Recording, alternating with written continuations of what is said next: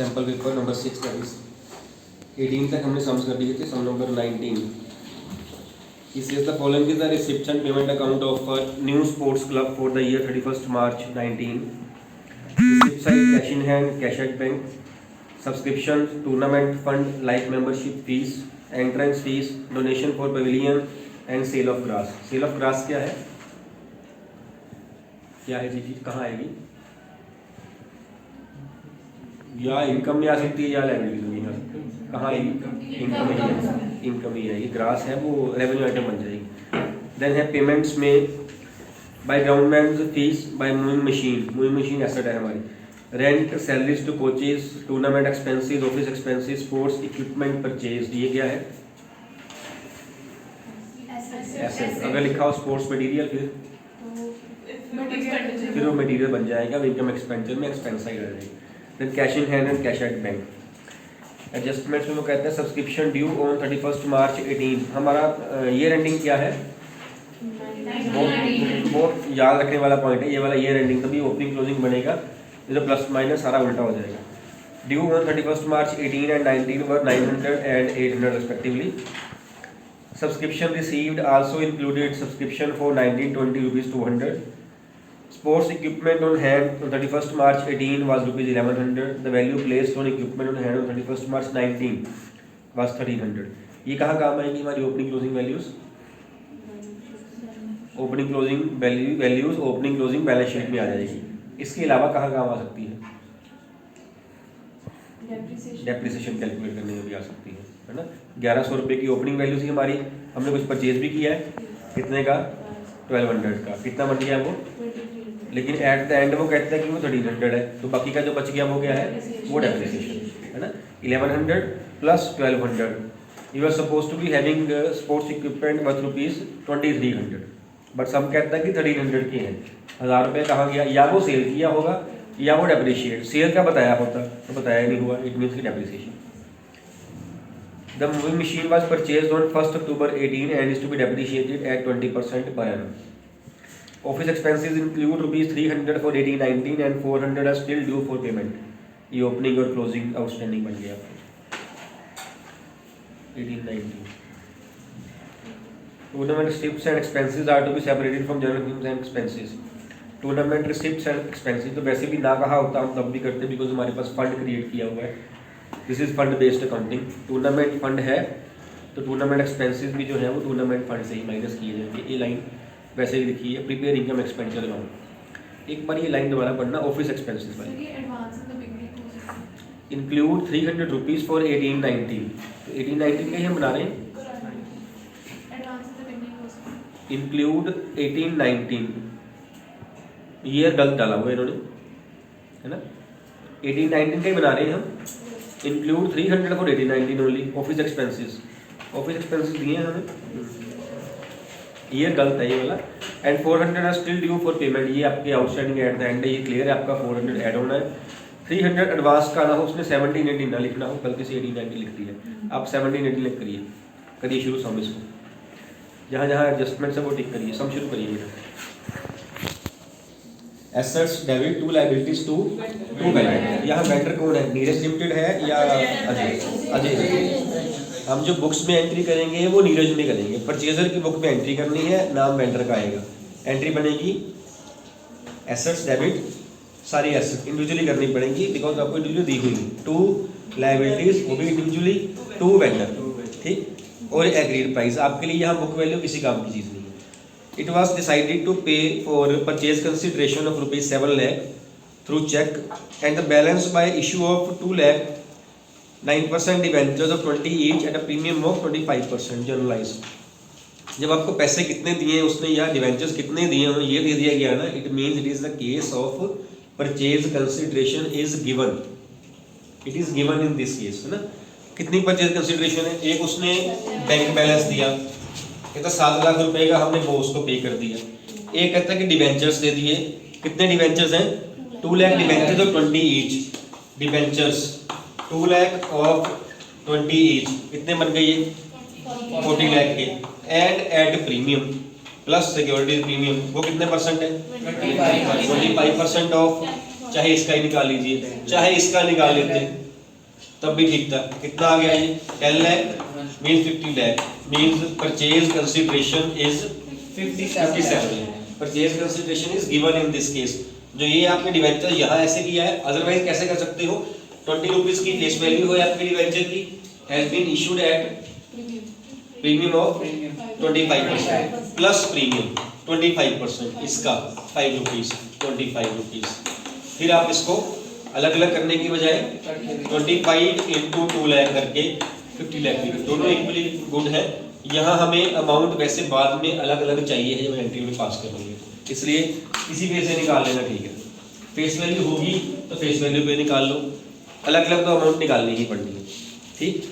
तो पहली ये है। और दूसरी एंट्री आपकी, now when purchase consideration is given it means there are chances कि डेबिट या क्रेडिट साइड छोटी आ जाए फर्स्ट एंट्री में, asset to liability to vendor वाले केस में।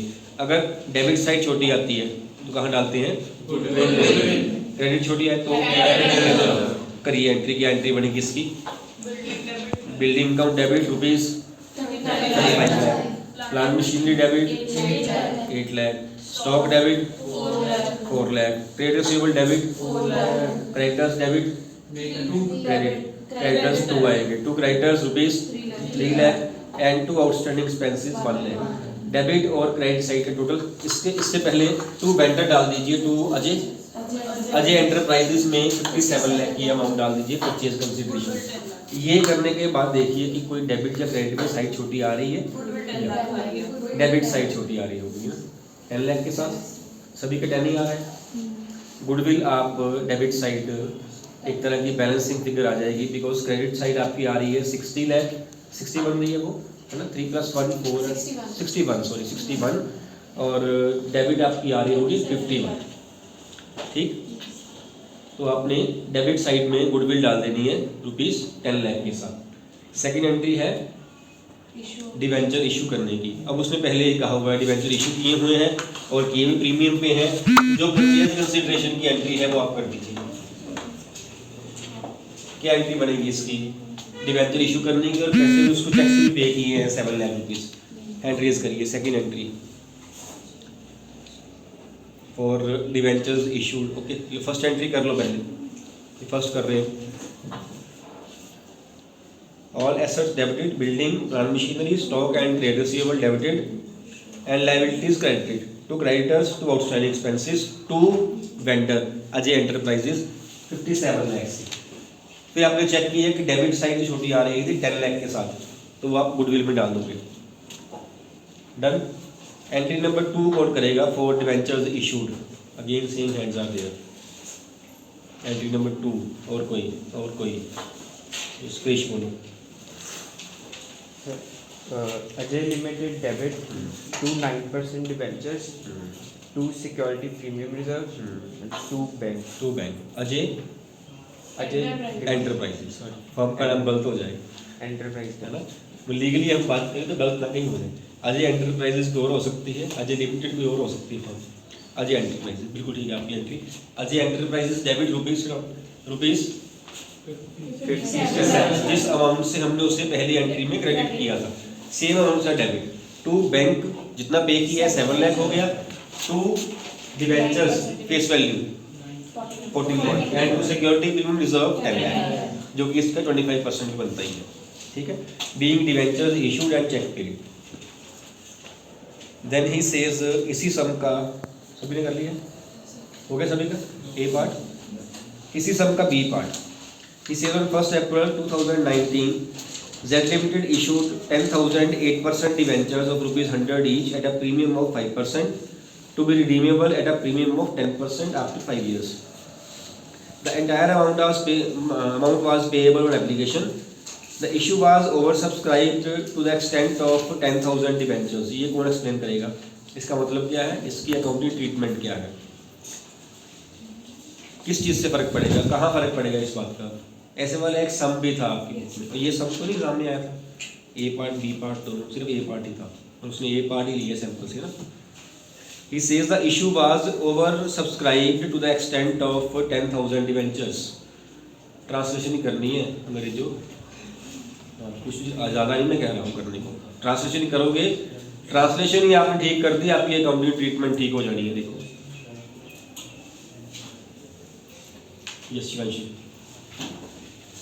वो कह रहे पहले 10,000 के इशू किए पर 20,000 के ओवर सब्सक्रिप्शन आ गई। it has been oversubscribed to the extent of 10,000 which means 20,000 की एप्लीकेशंस आई हैं, या इसको दिया होता है applications were received for 20,000 debentures, तो एक ही बात थी, है ना। आपकी बुक में एक सम भी था, तो उसने 10,000 शेयर इशू किए, the issue was oversubscribed to the extent of 13,000 shares, it means the issue was subscribed for 23,000 shares to the extent of, this is the amount of debentures which were oversubscribed excluding the debentures which were issued। 20,000 के जिसने यही चीज़ पकड़ ली उसका सम ठीक हो जाएगा, और जिसने नहीं पकड़ी तो गलत हो जाएगा। यहाँ तो आपको चल जाना है पता, रीजन बीइंग 10,000 का 10,000 दिया हुआ है ना, गलती होने चांसेस कम है। उसने कह भी दिया ओवर सब्सक्राइब, लिखा भी 10, गलती नहीं होनी। अगर कहीं टू द एक्सटेंट ऑफ 10,000 से ज़्यादा लिखा होता, गलती होने के पूरे चांसेस। अगर वो कह दे the issue was over subscribed to the extent of 15,000 shares, आधे बच्चे इसको ले लेंगे 15,000 डिवेंचर जो है वो हुए सब्सक्राइब, 15 नहीं हुए 25, यहाँ चल जाएगा पता आपको, जब तक वो 10 या 10 से कम है। आपको दोबारा पढ़ लोगे, आपने समझ नहीं बनना। एक पॉइंट यहाँ ये है, and further he says the allotment was made proportionately to all the applicant which means कि सबको शेयर दिए गए हैं, किसी को रिफंड नहीं किया गया। The security premium amount has not been utilized for any other purpose during the year। ये क्या इंडिकेट कर रहा है, इससे राइट ऑफ कर जो लॉस ऑन इशू हो रहा है यहाँ पे उसने कहा है ना प्रीमियम ऑन रिडेम्पशन पे हमारा जो है वो रिडेम्पशन प्रीमियम पे है हमारी, उसका लॉस बन रहा है, वो लॉस राइट ऑफ करना है। कब करना है दिलप्रीत, आंसर दो, पहले क्वेश्चन बताओ। कब करना है बताओ, कब करना है, कब करते होते हैं loss Kabir, loss right of कब करते होते हैं शुभम? शुभम पीछे देखने की जरूरत, नाम ही आपका है। हाँ यहाँ नहीं लिखा होता, सारा कुछ बुक्स में नहीं होता। लॉस राइट ऑफ कब करते हैं, लॉस ऑन इशू, ये पॉइंट शायद कल भी लिया था हमने जसलीन, जब ये कहाँ पढ़ा जाता है, ये कहाँ पढ़ लिया, loss on issue, I think question he clear नहीं है आपको। Loss on issue right of कब करते हैं? अगर मैंने आंसर बताया ना, आधे बच्चों ने हाथ मारना है सिर पे, हो तो मेरे को आता था। मैंने तो डेट बताई हुई है सम की, हर एक केस में जिस डेट को राइट ऑफ करना है हमने। आज डेट क्या है, रोल नंबर 3 बैठो, रोल नंबर 13 बताओ, इशू साथ ही राइट ऑफ कर देते हो, good very good. 23 roll number बैठे बैठे, 23 किसका है, एब्सेंट। 33 लो इनकी सुनना, आप बताओ। ये कहेगा जी 32 मार्च, देखो मैंने कह दिया तो ये नहीं कहेगा, कह देना वैसे। हाँ जी बताओ दिलप्रीत, 31 मार्च। ये हिंट होते हैं, पकड़ लिया करो। 32 मार्च कौन सी होती है, 31 तो होती है, 31 तो होती है, 31 ऑफ मार्च। 31 ऑफ मार्च तो बड़ी वाली आनी है। 31 मार्च कौन सी, नेक्स्ट मंथ, इमीडिएट 31 जो आएगी नेक्स्ट वाली, जब इशू किए गए हैं उससे अगली 31 मार्च को राइट ऑफ कर देने। अगर आपको यही नहीं पता तो आपके लिए ये लाइन जो है ना अभी लिखी हुई है ना। अब सारे बच्चे ना, जब मैं पूछ रहा था ऐसे बैठ गए थे कि मेरे से आंसर पूछने, अब सारे बाहर आ गए ऐसे करके, अब ठीक बैठे हुए हो आप। इमीडिएट 31 मार्च को mean first end of the first year, अगर हम कहें forget 31 March, end of the first financial year, उस दिन को राइट ऑफ कर देने हैं ना। The second point is right of करने किस में से हैं, पॉइंट तीसरी बार ही आ रहा है पिछले एक हफ्ते में, ये वाला हर सैंपल में कहीं ना कहीं ये पॉइंट टच हो रहा है। करने किस में से है, loss on issue right of करना किस में से है। संजित ये बैठी बैठी बोलेगी सर नहीं पता, देखना आंसर पहले ना वाला लिखा होता है हमने, परसों ही, कल के परसों ही फॉर्म में थी, आज ये डाउन ही है। हाँ जी राइट ऑफ करते हैं, पहली बात तो करते हैं राइट ऑफ, सोच लीजिए। अगला क्वेश्चन था मेरा कब करते हैं, ये पहले ही नो हो गया इसका। यस लवदीप,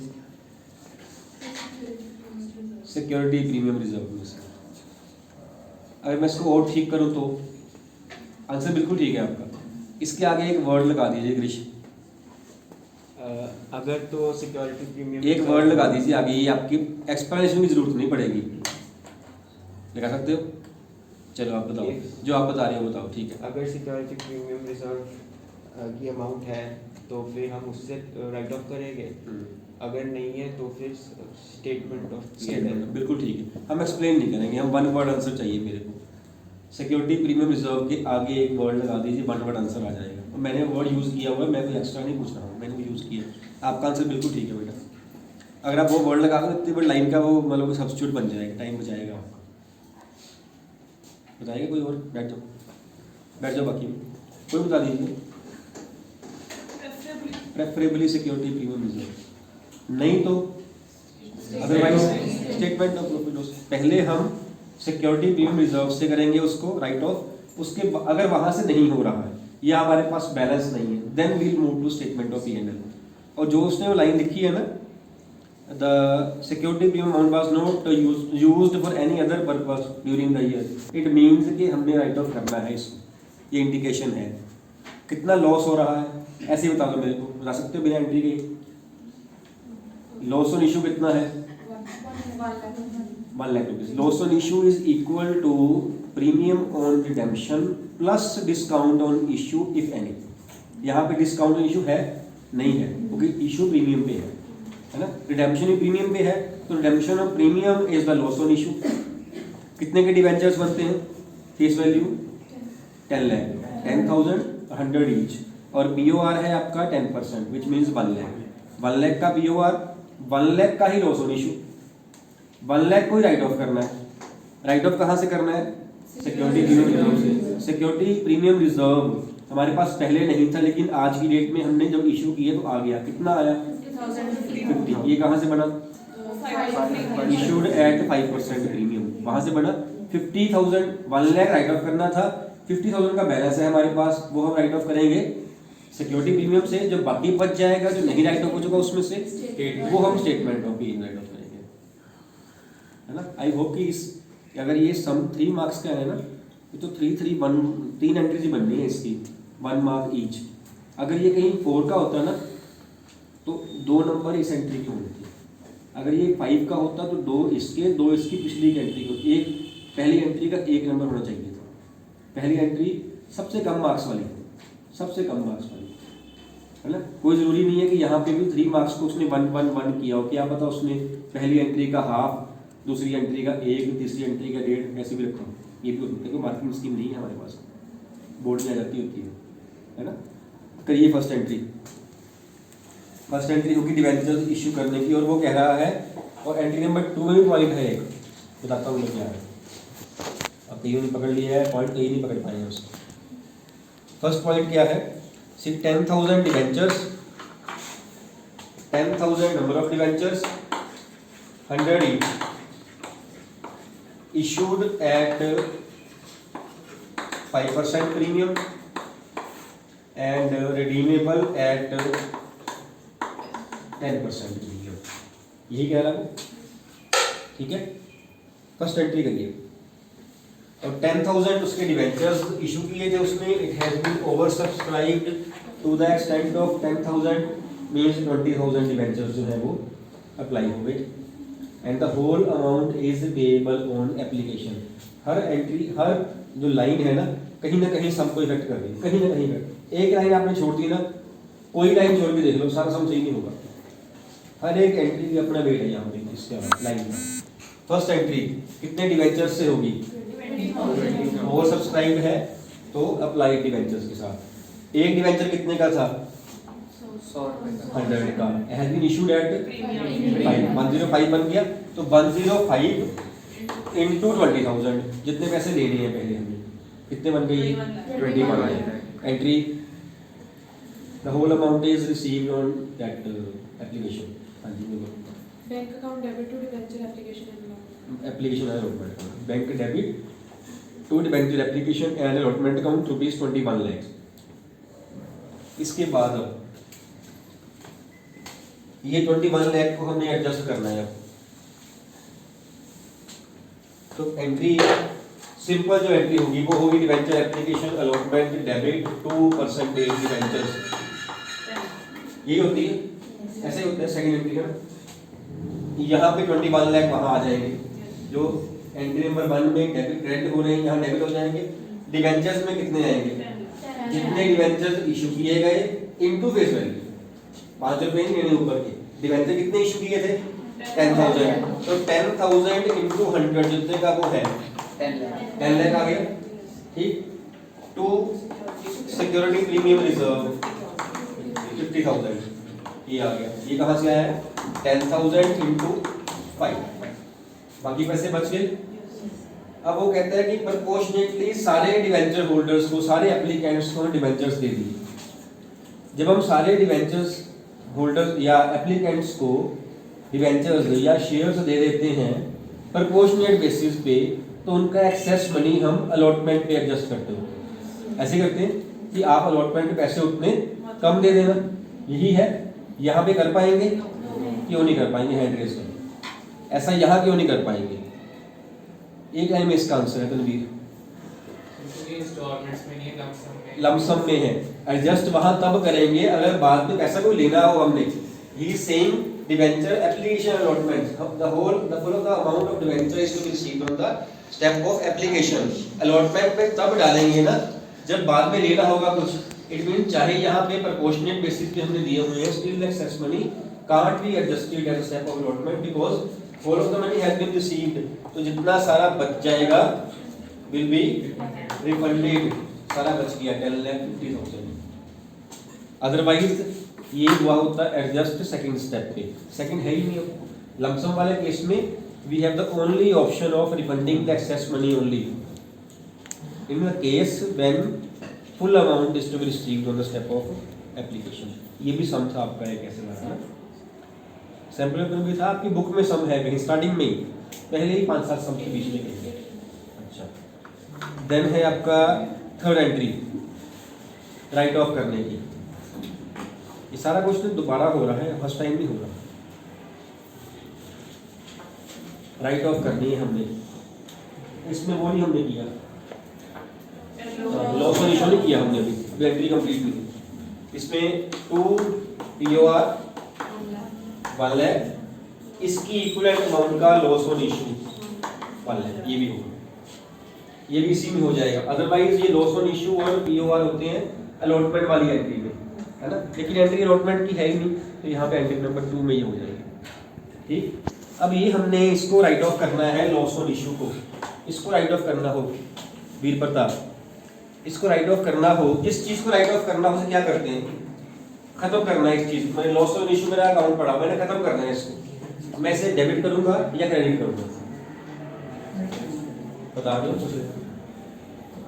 क्या बोला, क्रेडिट, बिल्कुल ठीक है, क्रेडिट करूंगा मैं इसको, क्योंकि डेबिट था, मैंने खत्म करना है इसको। क्या मैं 2 कर दिया लॉस ऑन इशू ₹1 लाख, मैंने करना किसमें से इसको, अभी ये बात हुई थी प्रेफरेबली फ्रॉम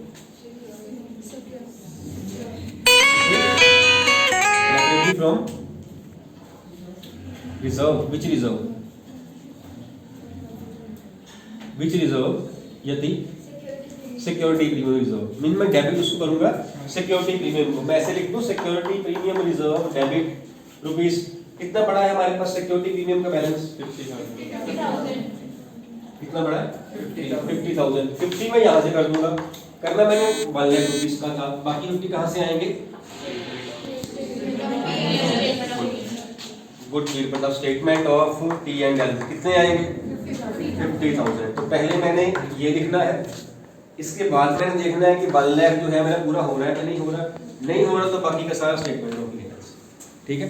चलो ये 3 एंट्रीज हैं, और अगर मैं इसके मार्क्स दूँ ना तो पहली एंट्री की मैं हाफ दूंगा, इसका 1, इसका 1.5 या इसका 1 और इसका 1.5, ये होगा पहली का हाफ मार्क ही बनता है। ज़्यादा वेटेड यहाँ पॉइंट्स बहुत हैं, वहाँ भी 1 पॉइंट है ना। इसको मैं 1.5 नंबर दे सकता हूँ, अगर मैंने इसकी मार्किंग इसमें करनी है तो मैं 1 नंबर दे सकता हूँ, इसको मैं 1 दूंगा, फर्स्ट वाले का मैं हाफ काट दूंगा, उसका एक एंट्री सिंपल करनी है, अमाउंटिंग वैल्यू नहीं करनी बस, ठीक। सो टाइम कितना होगा?